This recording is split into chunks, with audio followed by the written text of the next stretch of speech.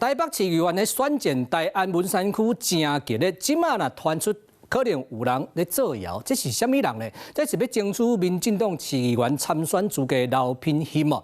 伊最近伫网络顶面看到讲啊，有人讲伊用300万的价销去换即个参选的资格。刘品馨啊，伊证实。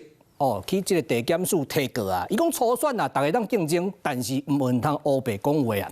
另外拿赢即个部分啊，大安文山区啊，就是因为伊即马占优势，但是代表就是这是老将嘛无要摕啦，代表就是新人若要参选，就更加困难啊啦。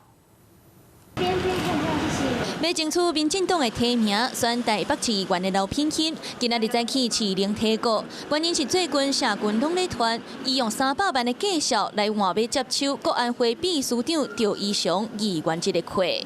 那我想初选呢，其实最重要的是公平、公正、公开的一场选举，绝对不能让有心人士散布恶意不实的谣言，危害我们民主的程序。后续赵怡翔本人也会采取法律的行动。强调初选会当竞争，不过绝对袂当非人定价，毕竟感情2026大安文山区的议员选举有影正竞争，议员总席处13席，民进党按算提名4席，不过人阁袂少。除了干事培王敏清按算争取连任，赵怡翔办公室的执行长刘品馨，佮有新北洋推荐的政治评论员徐金红，佮有为拿转职的高永凯，拢想要用新人的身份来挑战。另外，前民进党北市东部副执行长陈胜文，佮有律师詹进敢，嘛按算过来一届。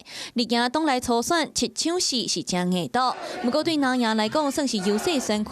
目前现任的议员拢要拼连任，嘛互新人真歹有机会通和世代交替。大安文山区这2届选出了很多年轻而且优秀的议员，才刚经历一波世代交替，在没有人退休的情况之下，议员的席次要更新就会有困难。2026选战3党继续布局，个人拢点点啊来拍拼。